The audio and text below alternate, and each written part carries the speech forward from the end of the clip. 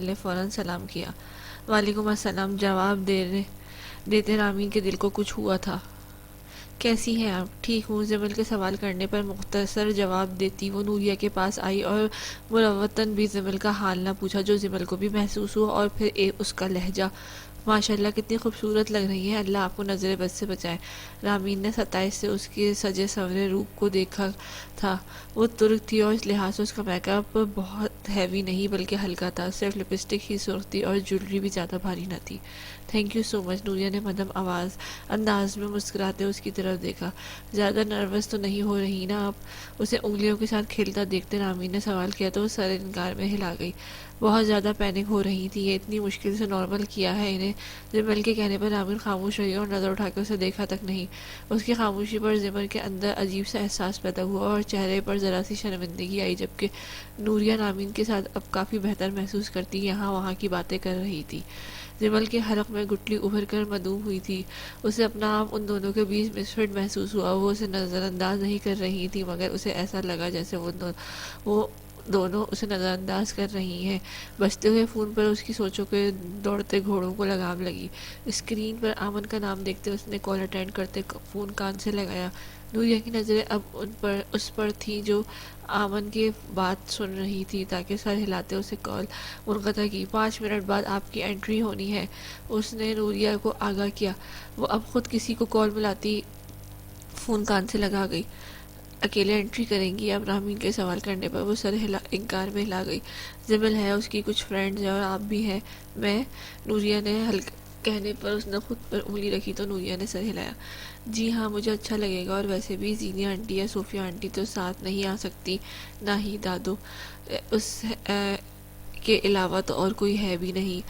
اس کی بات پر رامین نے ہلکا سا مسکراتے سر اس بات میں ہلایا۔ آج کا فنکشن کمبائنڈ ہے کیا؟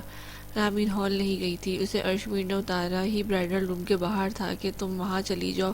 اسے معلوم نہیں تھا کہ نہ ہی ارشمیر سے اس نے پوچھا تھا۔ جی ہاں، ہال میں سپریشن نہیں ہے، مگر مردوں کا بیٹھنا اور ان کا کھانا وغیرہ سب الگ ہے، جواب زمل نے دیا تو وہ سر کو جنبش تک نہ دے سکی۔ چند لمحے بعد زمل کی سہیلیاں برائڈل روم میں داخل ہوئی تو نوریہ اور رامین بھی اٹھ کھڑی ہوئی۔ ہال میں داخل ہوتے نظر اٹھا کر اس نے سامنے دیکھا، جہاں وہ سیاہ اور بیج رنگ کے امتزاج کی شیروانی پہنے، ویسے ہی شال کندھے پر ڈالے صوفے پر بیٹھا کسی شہزادے سے کم نہیں لگ رہا تھا۔ وہ ویسے بھی وجیح اور پرکشش شخصیت رکھتا تھا، مگر اس ویسٹرن لباس میں اسے وہ پہلی مرتبہ دیکھ رہی تھی، اور اتنا دور کھڑا ہی اس کی دھڑکنیں بے ترتیب کر گیا تھا۔ اس نے ایک طرف زمل جبکہ دوسری طرف رامین تھی، اور زمل کے 3 دوستیں اس کے پیچھے تھیں۔ اس نے ایک ہاتھ سے رامین کا ہاتھ تھام رکھا تھا، اور جیسے جیسے وہ اسٹیج کی جانب قدم لے رہی تھی ویسے ویسے نوریہ کی گرفت اس کے ہاتھ پر سخت ہو رہی تھی۔ رامین نے دوسرا ہاتھ بھی اس کے ہاتھ پر رکھ کر اسے سہلایا۔ زاویار اسے دیکھ کر محبوط ہو گیا تھا۔ اس کی پسند کا جوڑا پہنے ہر عام دلہن سے مختلف ہلکے میک اپ میں وہ اس قدر دلکش لگ رہی تھی کہ زاویار کو اس اپسرا سے نظریں ہٹانا دوبھر لگا۔ اس کی جانب قدم لیتی وہ گھبراہٹ کا شکار تھی، اور اس کی تاثرات سے اندازہ لگا سکتا تھا۔ زاویار نے اپنی مسکراہٹ کو روکا اور اسے اسٹیج سے قریب آتا دیکھ کر اپنی جگہ سے اٹھتا زینوں کے قریب آیا، اور اب ان دو زینوں کے پاس پہنچ گیا تھا۔ زاویار نے اس کی جانب ہاتھ بڑھایا تو رامین نے اس کا عرق آلود ہاتھ چھوڑ دیا۔ نوریہ نے لرزتی پلکیں اٹھا کر اس دلدارم کو دیکھا اور کانپتے ہاتھ اس کی طرف بڑھایا۔ زاویار نے بڑی ہی نرمی اور محبت سے اس کا ہاتھ تھاما تو نوریہ دونوں زینے چڑھتی اسٹیج پر کھڑی ہوئی جان تو اس کی تب نکلی جب زاویار نے اس کا مخملی حنائی ہاتھ اپنے لبوں سے لگایا۔ ہال میں تالیوں اور ہوٹنگ کا ایک شور سا اٹھا اور نوریہ کا چہرہ ذرا گلال ہوا۔ اسے دکھاوے کی کیا ضرورت تھی؟ زاویار کا ہاتھ تھامے صوفے کی جانب جاتے اس نے نفوس سے سوچا تھا۔ اس کے صوفے پر بیٹھنے کے بعد زاویار نے پہلے اسٹیج پر پھیلا اس کا لہنگا ٹھیک کیا اور پھر وہ اس کے ساتھ جا بیٹھا۔ نوریہ گہرا سانس بھر کر رہ گئی۔ کہاں وہ اسے دیکھنا تک گوارا نہ کرتا تھا اور کہاں وہ اسے اتنی محبت دے رہا تھا، جھوٹی محبت۔ وہ سر جھٹک کر رہ گئی۔ خوبصورت لگ رہی ہو میری پسند کے جوڑے میں، زاویار نے ساتھ بیٹھی نوریہ پر بھرپور نظر ڈالی، جس نے زاویار کی تعریف کرنے پر آنکھیں گھمائی تھیں۔ کاش میں بھی اس بات سے اتفاق کر سکتی، مگر آپ کی پسند مجھے کچھ خاص پسند نہیں آئی، نوریہ نے نظریں سامنے رکھتے نارمل انداز میں کہا، مگر اس کے لہجے میں کچھ ایسا تھا کہ زاویار کا ماتھا ٹھنکا۔ تمہیں پسند نہیں آیا، اس کا مطلب یہ ہے کہ تمہاری پسند بری ہے؟ دیکھ لو کیسے لوگ دنگ ہو گئے ہیں تمہارا ڈریس دیکھ کر۔ زاویار کے کہنے پر نوریہ نے چہرہ موڑ کر اسے دیکھا، کم گھورا کس قدر خوش فہم تھا یہ شخص، اتنی محبت سے دیکھو گی تو شرما جاؤں گا۔ راویہ مسکراتا ہوا شرارتاً بولا تو نوریہ کا دل جیسے پگھلتا چلا گیا۔ اس نے مسکراہٹ کو روکا اور فوراً اس پر سے نظریں ہٹائی۔ وہ واقعی اسے قبول کر گیا تھا، اسے پسند کرنے لگا تھا۔ مجھے لگا تھا تم آج نہیں آؤ گی۔ رامین نے صوفیہ کی جانب دیکھا جو ایک کرسی چھوڑ کر دوسری کرسی سنبھال چکی تھی۔ ٹیبل پر اس وقت جمل کی فرینڈز اور ان کی فیملی کے ایک دو خواتین بیٹھی تھیں جو صوفیہ کی طرف متوجہ نہ ہوئی تھیں کیونکہ سب کھانا کھانے میں مصروف تھے۔ رامین نے ایک نظر صوفیہ پہ ڈالی اور جواب دینا ضروری نہ سمجھا بلکہ پانی کا گلاس اٹھاتے اس کے لبوں سے لگایا۔ پیاری لگ رہی ہو ماشاءاللہ، اس طرح کی ڈریسیں اچھی لگتی ہے تم پر۔ رامین اب بھی خاموش رہی۔ رومی، صوفیہ نے اس کی خاموشی پر اس کے بعد رامین نام ہے میرا۔ رامین نے صوفیہ کو فوراً ٹوکا۔ کچھ عرصے پہلے تک وہ کچھ ایسا کہا کرتی تھی کہ رومی نام ہے میرا، مگر صوفیہ کا منہ سے اسے رومی اچھا نہیں لگا تھا۔ مگر تمہیں تو رومی زیادہ پسند ہے نا؟ بہت زیادہ جانتی ہیں آپ مجھے۔ رامین نے ایک آئی برو جھکاتے خاص طنزیہ لہجے میں کہا تو صوفیہ جواباً مسکرائی۔ میری بیٹی ہو تم، ظاہر ہے جانتی ہوں۔ رامین کے تاثرات بدلے، آنکھوں میں نفرت کا ٹھاٹے مارتا سمندر تھا۔ صوفیہ کے دل میں ٹیس اٹھی مگر اس نے مسکراہٹ برقرار رکھی۔ مجھے اپنی بیٹی سمجھنے یا بولنے کی قطعاً ضرورت نہیں ہے۔ میری پہچان صرف اتنی ہے کہ میں نورین کی بیٹی اور ارشمیر کی بیوی ہوں۔ رامین نے تلخ لہجے میں کہنے پر صوفیہ کا دل دھک کر رہ گیا۔ وہ بس اسے دیکھتی رہ گئی۔ اتنے سخت تو وہ نہیں لگتی تھی، ویسی رامین تو نہیں تھی جیسی ادریس بتایا کرتے تھے۔ یہ تو کوئی اور لگتی تھی جس کے دل میں ان تین لوگوں کے لیے بے پناہ نفرت تھی، اور نہ جانے یہ نفرت کب کیسے ختم ہونی بھی تھی۔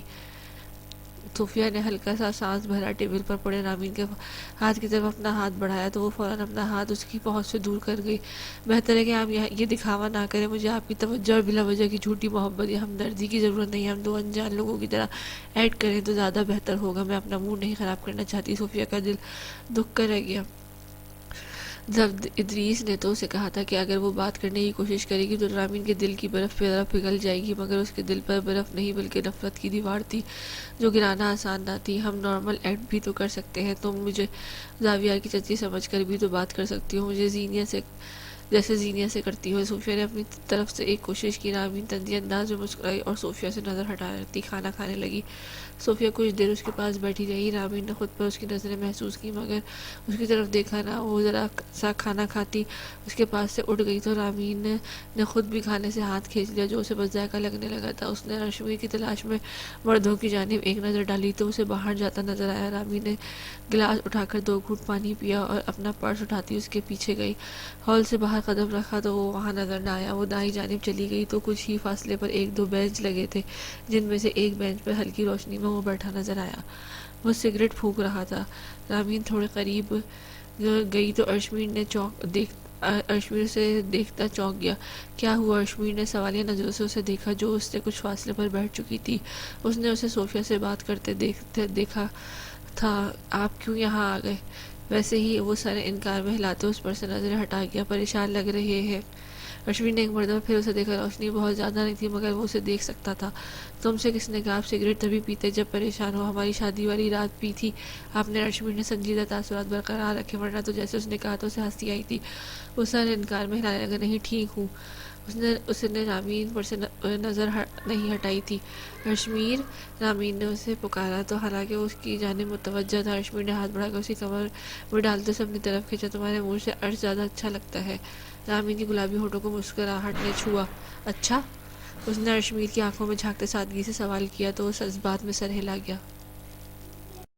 رامین کے کہنے پر اس کی آنکھوں میں سوالیہ نشان ابھرے۔ کیا نہیں بتایا؟ پریشان کیوں ہے؟ ارشمیر نے گہرا سانس بھرتے سگریٹ پیر کے پاس پھینکی اور اسے مسل دیا۔ سوچ رہا ہوں گاؤں والی دکانیں بیچ لوں۔ رامین فوراً اس سے دور ہوئی۔ کیوں؟ وہ حیرانگی سے سوال کرنے لگی۔ بزنس میں مصروف ہو جاؤں گا۔ پہلے زیادہ دھیان نہیں دیتا تھا لیکن اب دینا پڑے گا۔ 3 دکانیں ہیں گاؤں میں، ایک ابا کے حوالے اور دوسری 2 میں اور اماں جی کا ایک بیٹا ہے وہ دیکھتے ہیں۔ اب میں دکان پر نہیں بیٹھ سکتا نا، تو وہ خود اتنا کام کرتا ہے اور اب جب میں بزنس بھی کر رہا ہوں تو کیا ضرورت ہے دکان کی؟ بلا وجہ کی پریشانی ہے یہ؟ ارشمیر اسے بتا نہیں سکتا تھا کہ جس دکان پر نقوی صاحب بیٹھتے ہیں وہاں بھی کل آگ لگ گئی تھی کیونکہ وہ کیسے پتہ نہیں لگا تھا، مگر شکر تھا کہ نقصان زیادہ نہیں ہوا تھا۔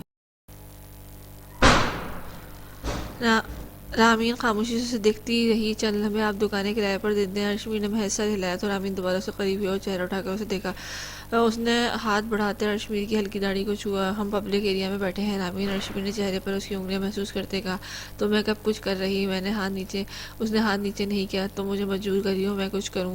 رامین کی حرکت کرتی انگلیاں رکی۔ اس سے پہلے نہ سمجھی سے ارشمیر کو دیکھا اور اس کی بات سمجھ آتے ہی فوراً اپنے ہاتھ نیچے کرتی ہوئے دور ہونے لگی، مگر ارشمیر نے اس کے کمر پر ہاتھ رکھے ہاتھ سے اس کے گرد حصار باندھتے اس کی کوشش ناکام کی۔ رامین نے مزاحمت نہ کی۔ اس سے پہلے وہ آگے ہوتی اس کی پیشانی پر رکھتا جیب میں پڑا اس کا فون بجنے لگا۔ ارشمیر کے چہرے پر بدمزہ سا تاثر ابھرتا دیکھ کر وہ مسکراہٹ دبا گئی۔ جیب سے فون نکال کر اس نے اسکرین پر جگمگاتا زاویار کا نام دیکھتا کال اٹینڈ کر کے فون کان سے لگایا۔ کہاں ہو بھائی، گھر چلے گئے کیا؟ گہری خاموشی میں فون سے اسپیکر سے نکلنے والی آواز رامین کے کانوں تک بھی پہنچی نہیں۔ ہاں ہال کے باہر ہوں، سگریٹ پی رہا تھا، آتا ہوں کہتے اس نے کال منقطع کی اور رامین کو دیکھا جو ویسے ہی خاموش نظروں سے اسے دیکھ رہی تھی۔ ارشمیر کا چہرہ اس کے قریب کرتی اس کی پیشانی پر لب رکھے تو وہ ہلکا سا مسکرائی۔ چلو آدھے گھنٹے تک گھر چلتے ہیں۔ رامین سر ہلاتی بینچ سے اٹھ گئی۔ زمل اور اس کی دوستوں کے ہمراہ اس نے کمرے میں قدم رکھا تو دھیمی دھیمی گلاب کی خوشبو اس کے نتنوں سے ٹکرائی۔ گہرا سانس لیتی اس کی خوشبو کو اندر کھینچا۔ کمرے کا ہلکا ہلکا ہی سجایا گیا تھا۔ بیڈ کے گرد سفید جالی دار پردے اور پھولوں کی لڑی کے ساتھ فیری لائٹس بھی لگی تھی۔ پورے کمرے میں جتنی بھی روشنی تھی وہ ان گولڈن فیری لائٹس کی ہی تھی جو دیوار پر بھی لگی تھی۔ زمل اس کا ہاتھ تھامتی بیڈ کی جانب بڑھی مگر نوریہ نے قدم آگے نہ بڑھائے۔ کیا ہوا؟ زمل نے سوالیہ نظروں سے اسے دیکھا۔ میں صوفے پر بیٹھوں گی، نوریہ نے صوفے کی جانب اشارہ کیا۔ مگر کیوں؟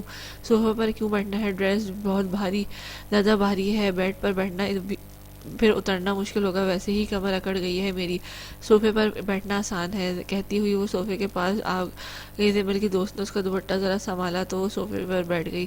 زمل سمجھا کرو نا، نوریہ آپ ہی چاہتی ہے کہ زاویار بھائی انہیں خود صوفے سے اٹھا کر بیڈ پر بٹھائیں، زمل کی دوست نے شرارتاً کہا اور تینوں لڑکیاں ہنس پڑی۔ نوریہ نے ایسا کچھ نہیں سوچا تھا مگر جیسا اس نے کہا وہ تصور کرتے چہرہ گلال ہوا۔ کچھ دیر وہ اس کے پاس ہی بیٹھی رہی اور پھر کمرے سے نکل گئی۔ اس کے جاتے ہی نوریہ نے پہلے جھک کر پیروں کو ہیل سے آزاد کیا، پھر اسے پیر شل ہوتے محسوس ہو رہے تھے، پھر صوفے کی پشت سے ٹیک لگائی اور پھر سر پیچھے گرا کر آنکھیں بند کر لی۔ کمر، کندھے، گردن، سر اور نت کے باعث ناک تک درد کر رہا تھا۔ سر میں اٹھتی درد کی ٹیسیں، وہ 20 گھنٹے اسٹریٹ سونا چاہتی تھی۔ اس کی ذہن غنودگی میں جانے لگا، وہ حد سے زیادہ تھک چکی تھی اور ابھی تو جو جنگ اس نے لڑنی تھی اس کا سوچ کر ہی دماغ سن ہو رہا تھا۔ نوریہ کے ذہن پر اندھیرا چھانے لگا تھا مگر کچھ محسوس کرتے اس نے بھاری پپوٹے کھولے تو وہ جانی دشمن اس کے اوپر جھکا اسے اٹھانے کی کوشش کر رہا تھا۔ اگلے وہی پل وہ اس کی باہوں میں تھی۔ نوریہ نے فوراً ہی اپنے ہلائی ہاتھ اس کی گردن کے گرد باندھے۔ نیند ساری بھگ سے اڑ گئی۔ اسے اٹھاتا وہ بیڈ کی جانب بڑھا، اس کو بیڈ پر بٹھاتے وہ خاموش مگر گہری نگاہوں سے اسے دیکھنے لگا کہ نوریہ نے اس کی گردن کے گرد باندھا حصار توڑا اور جذبت سی ہوئی اپنی ہاتھوں کو انگلیوں کو آپس میں الجھاتے نگاہیں ادھر ادھر پھرتی کچھ کہنے کی ہمت پیدا کرنے لگی۔ زاویار نے اس کو سر تا پیر دیکھا، پھر وہ سراہے جانے کے قابل تھی۔ اس کی نظر اور کمرے میں چھائی خاموشی سے گھبراتی۔ کچھ دیر بعد نوریہ اٹھی، وہ چینج کرے گی اتنے میں ہی زاویار اس کے اٹھنے پر حیران ہوا اور جاتی نوریہ کی کلائی کو گرفت میں لیا۔ خاموش کمرے میں نوریہ کی پہنی چوڑیوں کی چھنک گونجی۔ نوریہ نے سہم کر اس کو دیکھا۔ کدھر؟ وہ چینج کرنے جانا تھا، ہاتھ چھوڑے میرا، وہ خود کو مضبوط ظاہر کرتی ہوئی بولی کہ زاویار کے ماتھے پر نادیدہ بل پڑے۔ میں نے تمہیں کہا کہ چینج کرنے کے لیے، وہ سنجیدگی سے سوال کرنے لگا۔ اب میں اپنے کام آپ سے پوچھ کے کروں گی، نوریہ تپے ہوئے لہجے میں بولی، جبکہ زاویار اس کے انداز کو سمجھنے کی کوشش کرنے لگا اور پھر مسکرایا۔ آج کی رات تو ضرور۔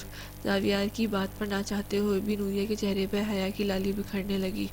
اس سے پہلے وہ کچھ کہتی زاویار نے اس کی جانب کھینچتے قریب بیٹھا کر حصار باندھ لیا۔ آج کی رات تو تمہیں پورا پابند ہونا چاہیے، نہیں؟ زاویار اس کے چہرے پر معنی خیز نظریں ٹکاتا ہوا کہنے لگا۔ نوریہ کی دھڑکنوں نے جیسے اس سے دغا کی، چھوڑیں کہتے وہ اس کی گرفت سے نکلی۔ زاویار کا خمار غائب ہونے لگا، اس کا رویہ اور بے رخی سمجھ سے باہر تھی۔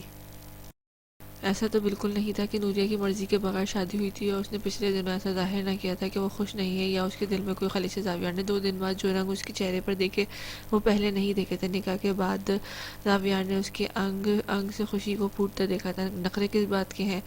راویہ بے لچک لہجے میں پوچھنے لگا۔ نوریہ اب اس سے ذرا فاصلہ اختیار کر کے بیٹھی تھی۔ میں نے کوئی نخرے نہیں کیے، تو پھر یہ کیا کر رہی ہے وہ یہ؟ نوریہ نے راویہ کے ماتھے پر بل دیکھا تھا۔ وہ بہت غصہ میں نہیں تھا، مگر نوریہ نے رویے سے الجھن کا شکار تھا، اور نوریہ نے اسے غصہ دلانا بھی نہ تھا۔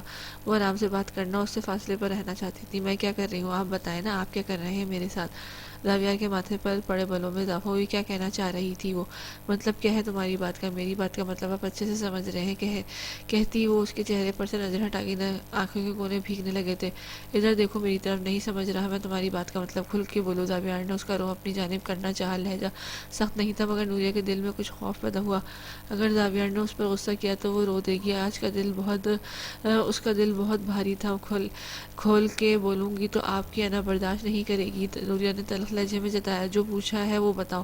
جانتی ہوں آپ سب یہ ناٹک کر رہے ہیں، آپ اپنی انا کی تسکین کے بدلے لے رہے ہیں، مجھ سے پوچھ رہے ہیں کہ نخرے کیوں؟ نوریہ ہمت پیدا کرتی ہوئی سختی سے بولی۔ راویہ کا وجود پتھرا گیا۔ وہ بے یقینی کی کیفیت میں اسے دیکھتے چلا گیا، جیسے سمجھنا چاہ رہا ہو کہ میں نے یہ بات مذاق میں کی تھی یا پھر کیا بکواس کر رہی ہو تم؟ لہجے میں بے یقینی تھی۔ نوریہ کو کچھ سمجھ نہ آیا۔ وہ فوراً بیڈ سے اٹھی۔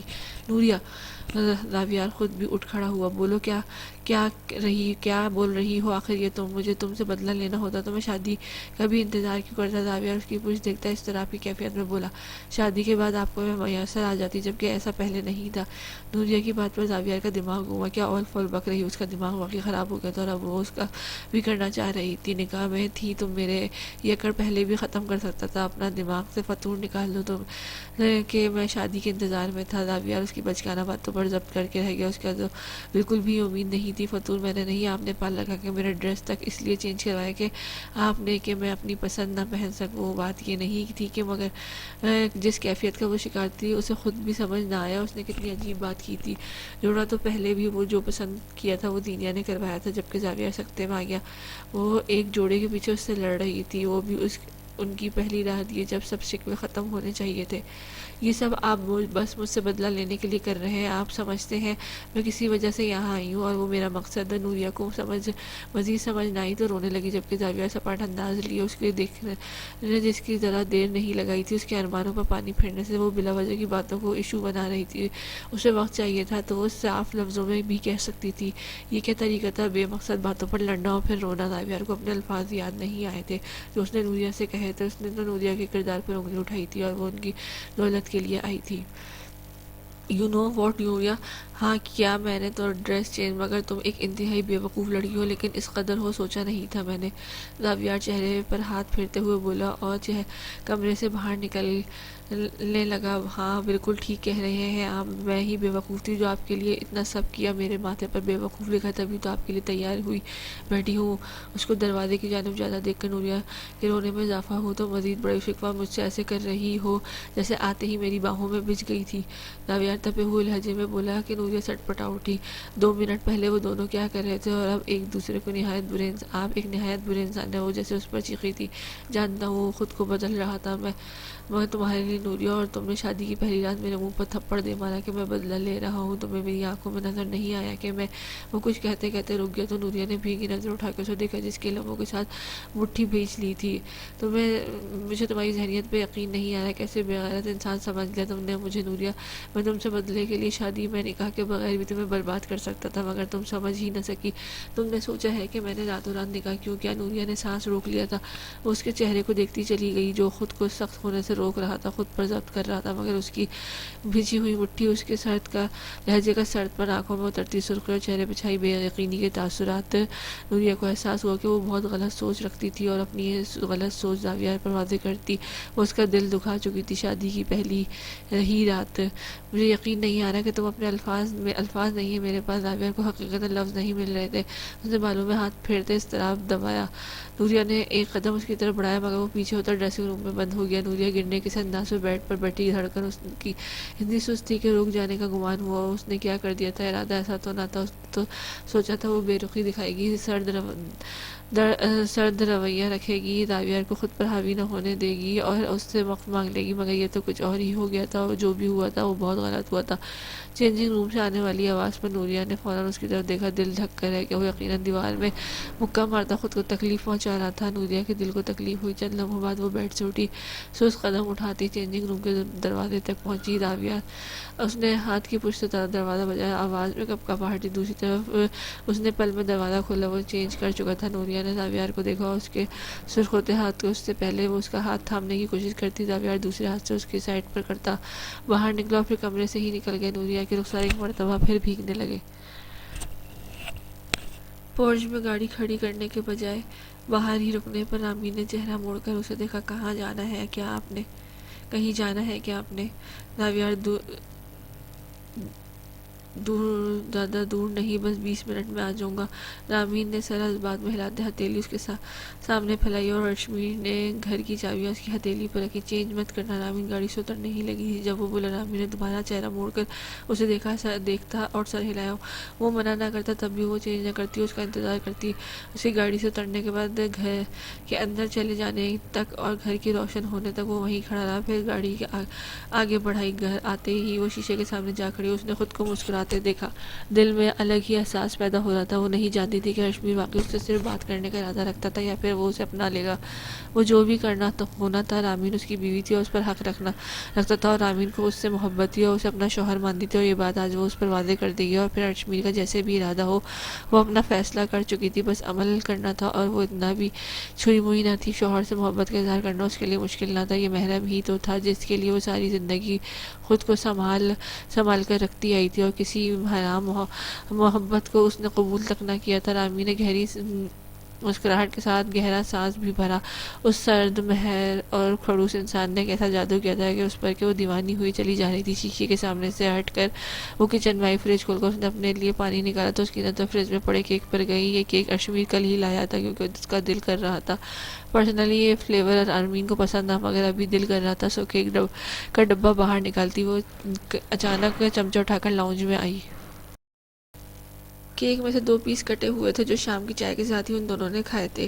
رامین نے کیک کاٹ کر پلیٹ میں ڈالنے کی توفیق بھی نہ کی اور ڈائریکٹ ہی کیک کھانے لگی۔ ذہن اس کا اور ادریس زیدی کی جانب گیا۔ ارشمیر نے اسے کہا تھا کہ اسے اپنے باپ سے مل لینا چاہیے۔ کیا ملنا آسان تھا؟ مشکل نہیں۔ اور کہاں ملے گی؟ ان کے گھر پر اسے داخل ہونے دیں گے؟ اور اس سوال کا جواب اسے نہ ملا۔ تمہیں کوئی روک نہیں سکتا رامین، وہ تمہارا ہی گھر ہے۔ دل کے کسی کونے سے آواز آئی، وہ میرا گھر ہے؟ نہیں، میں تو وہ گھر چھوڑ کر آ گئی تھی نا۔ اسے غیر مرئی نقطے کو گھورتے بڑبڑاہٹ کی۔ اس سے میں گھر چھوڑ دینے پر گھر پر آئے نہیں ہو جاتے، مگر مجھے گھر چھوڑنے پر پچھتاوا نہیں ہے۔ اس نے ارشمیر کے فلیٹ کو دیکھا۔ یہ فلیٹ بھی اچھا خاصا بڑا تھا۔ ریاست نگر والا گھر بھی گاؤں کے بڑے گھروں میں سے ایک تھا، لیکن یہ دونوں گھر ان جیسے گھر نہیں تھے جس کو وہ چھوڑ آئی تھی۔ اسے وہ آسائش نہیں ملی تھی جن کی اسے عادت تھی۔ اس کے ایک حکم پر کوئی کام نہیں کرتا تھا۔ یہاں کپڑے طے کرنے سے لے کر کپڑے استری کرنے تک یہ کام اس نے یہاں خود کیے تھے۔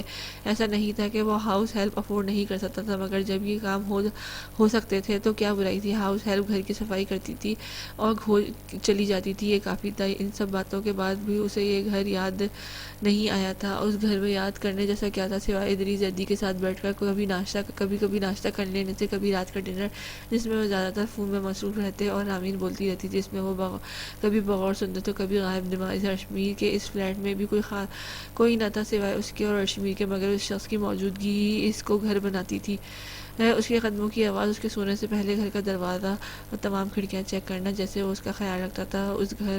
وہ شخص اس کو گھر بناتا تھا اور ریاست نگر میں وہ سب تھے۔ پھر وہ کیوں اس خوبصورت محل کو یاد کرتی جس کی خاموشی کاٹ کھانے کو دوڑتی تھی، جہاں دیواریں بھی منہ چڑھاتی تھی، مگر اسے ملنا تو تھا۔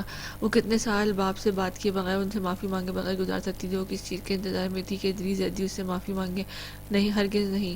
وہ فوراً بولی تھی ایسا تو وہ نہیں چاہتی تھی اس کا باپ اس سے معافی مانگے۔ کیوں مانگے؟ دوسری شادی کرنے پر وہ تو اس شخص کا حق تھا، وہ دوسری کرے، تیسری کرے یا چوتھی، رامین کو کچھ کہنے کا حق نہ تھا۔ رامین نے بس اس کے فیصلے پر ناراض تھی اور وہ ریاست نگر سے جانا نہیں چاہتی تھی۔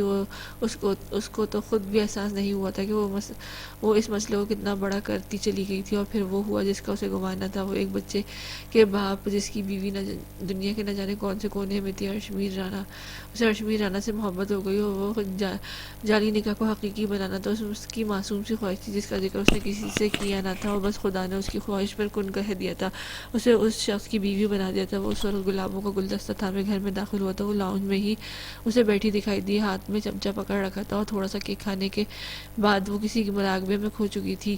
ارشمیر نے کندھا دیوار سے لگایا اور فرصت سے اسے دیکھنے لگا۔ اس کا پورا نہیں مگر آدھا چمچہ دیکھ سکتا تھا جس پر گہری سنجیدگی چھائی تھی، اور پھر ارشمیر نے اس کے ہونٹوں پر مسکراہٹ آتی دیکھی، خوبصورت سی، مدھم سی، دلکش رامین۔ اس نے رامین کو پکارا اور رامین کا دل حلق میں آ گیا، اور اس نے سانس روکے آنکھیں پھاڑ کر ارشمیر کو تو دیکھا جو اس کے ڈر جانے پر ہنسی دبا رہا تھا۔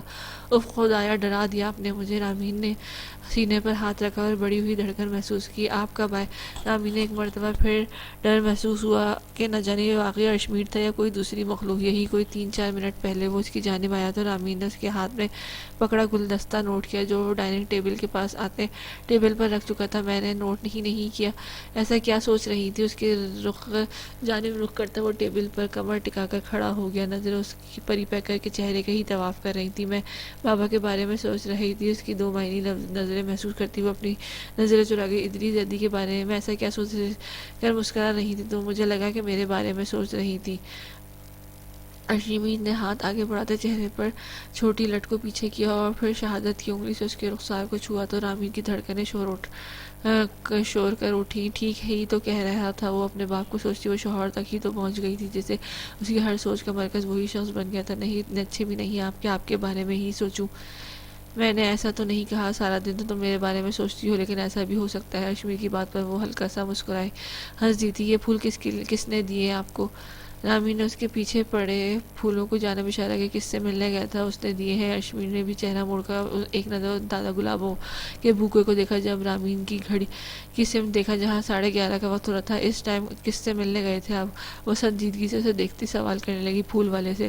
ارشمیر نے بوکے اٹھا کر اس کی جانب بڑھایا تو رامین نے پہلے ناسمجھی سے اسے دیکھا، پھر اس کے ہونٹوں پر گہری مسکراہٹ ابھری۔ اس نے ارشمیر کے ہاتھوں سے گلدستہ لیتے چہرے کے قریب کیا اور گہرا سانس بھرتے خوشبو کا اندر اتارا۔ بھوک لگی ہے تمہیں؟ اس نے سامنے پڑے کیک کے ڈبے کو دیکھتے ارشمیر نے سوال کیا، اور جس طرح وہ ڈائریکٹ ہی چمچے سے کھانے لگ گئی تھی، کوئی بھی ہوتا تو یہی سمجھتا کہ اسے شدید بھوک لگی۔ اوہ نہیں، وہ ویسے ہی نظر پڑی تو۔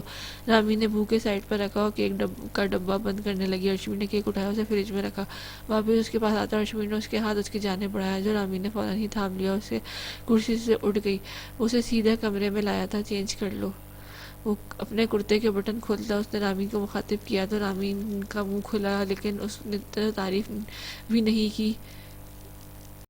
رامین کو لگا تھا کہ وہ اس کی تعریف کرے گا، ورنہ اس نے چینج کرنے سے روکا ہی کیوں تھا۔ ارشمیر نے پلٹ کر اسے دیکھا۔ تم چاہتی ہو میں تمہاری تعریف کروں؟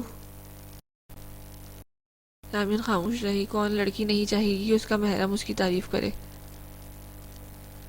ارشمیر چلاتا ہوا اس کے قریب آیا اور ایک ہاتھ اس کی کمر میں ڈالتا اسے دروازے سے پن کیا۔ اس کے کان کی جانب جھکا تو رامین کو اس کی گرم سانسیں محسوس ہوئیں۔ آج تم اتنی دلکش لگ رہی ہیں، تم سے نظر ہٹانا مجھے دوبھر لگا، یا یہ کہنا بہتر ہوگا کہ ایک پل کے لیے میں سوچنے میں مجبور ہو گیا تھا کہ ہماری شادی پر جانا بھی چاہیے یا گھر پر رکنا چاہیے۔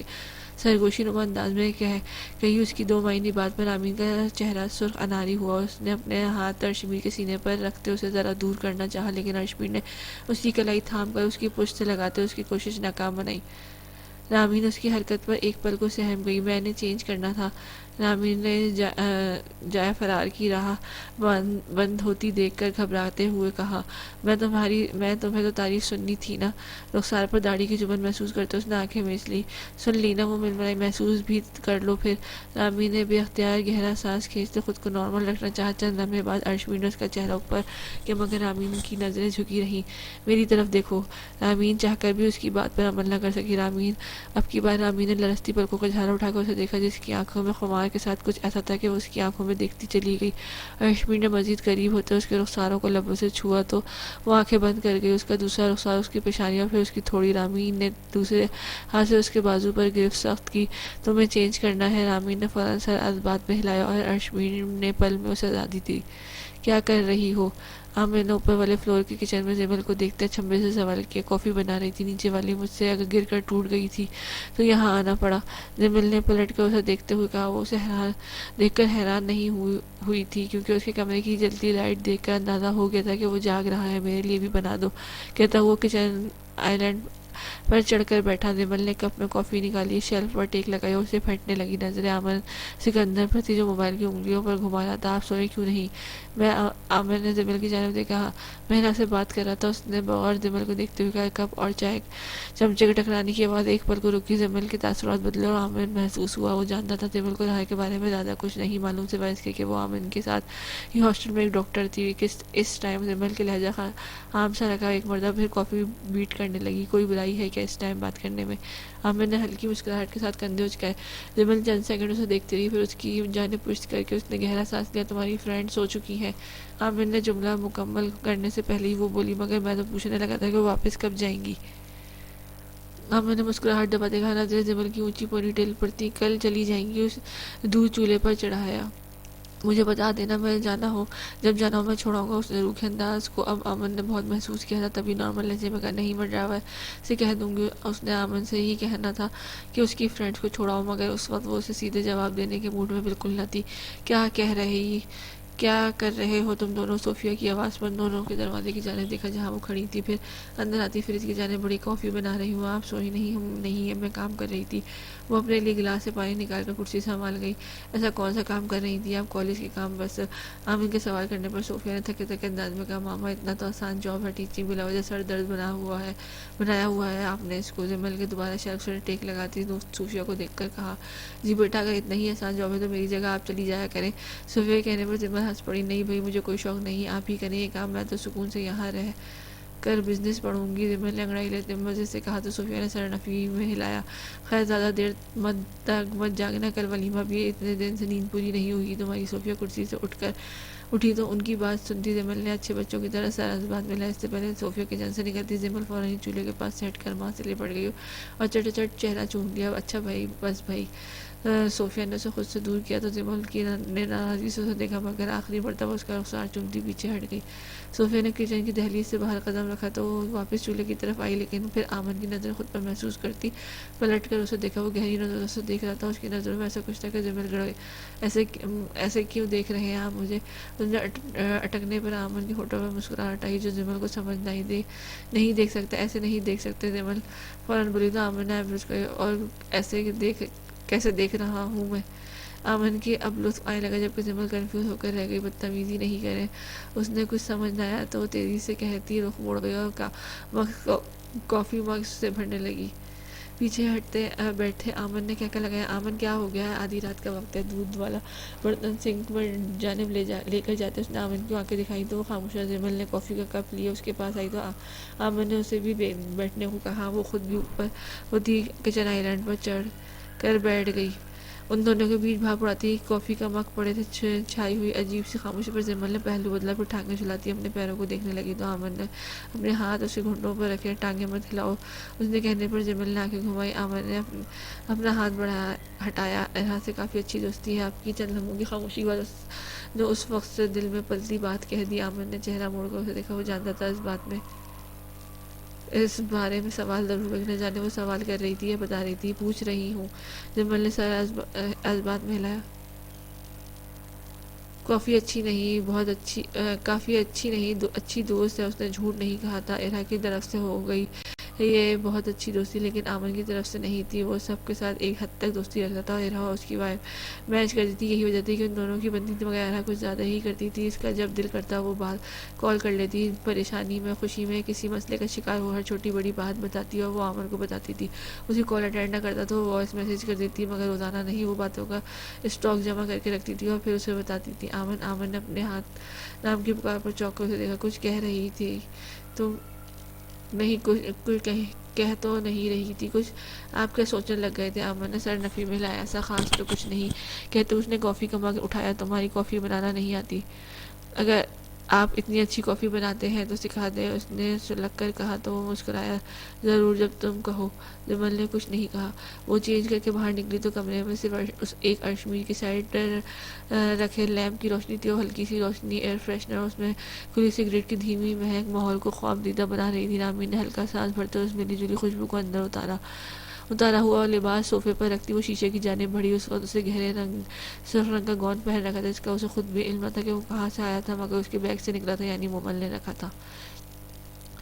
سر جھٹک کر نم ٹھنڈے چہرے پر ہاتھ لگاتے اس نے ارشمی کے خیال آیا، جو فی الحال تو کمرے سے غائب تھا۔ رامین نے میز پر رکھا موئسچرائزر اٹھا کر چہرے اور ہاتھوں پر لگایا تو اس کی نظر ارشمی کے پرفیوم پر گئی۔ خود کو روک نہ سکی اور ہاتھ اس سیاہ شیشی پر جا ٹہرا۔ رامین نے پرفیوم اٹھا کر اسی کا ڈھکن اتارا ہی تھا جب وہ دروازہ کھل کر اندر داخل ہوا۔ اس کی نظر اس کی پشت پر ڈالتے دروازہ بند کیا۔